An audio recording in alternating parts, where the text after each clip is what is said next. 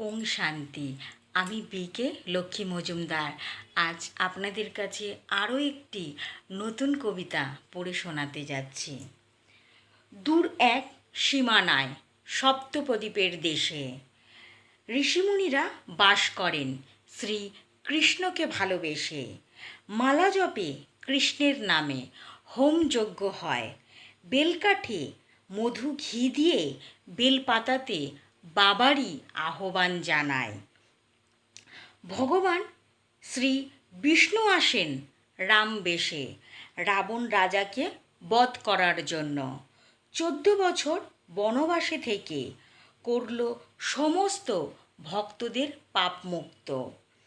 সীতা মাঝে সঙ্গে থাকেন রামচন্দ্রের পাশে, সাথে যায় ভাই লক্ষণ, যিনি সীতা দেবীকে মায়ের চোখে দেখেন।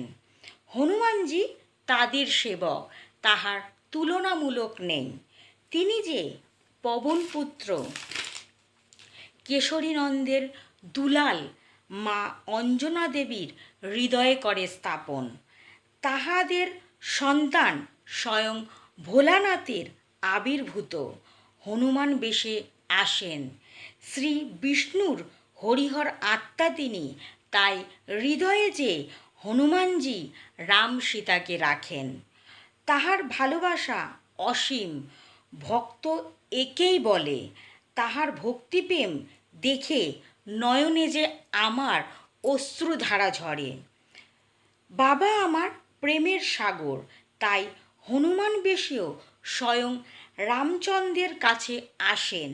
যুগল প্রেমে আবদ্ধ হয়ে তারা, তাই রামজি বাবার হৃদয়ে বাস করে। ওং শান্তি।